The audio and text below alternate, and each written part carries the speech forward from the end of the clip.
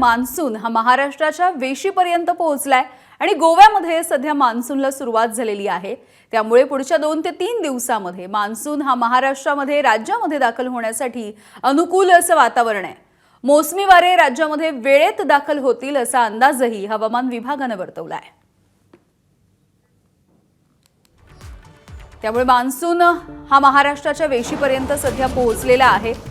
एकीकडे उष्णतेमुळे अनेक भागामध्ये काहिली होते अशी परिस्थिती आहे। काही ठिकाणी पाण्याच्या टंचाईची स्थिती देखील जाणवते आणि दुसरीकडे येत्या 2 ते 3 दिवसांमध्ये मान्सून हा राज्यामध्ये दाखल होईल अशी शक्यता वर्तवली गेली आहे। अनुकूल असं वातावरण मान्सूनसाठी निर्माण झालेलं दिसतंय।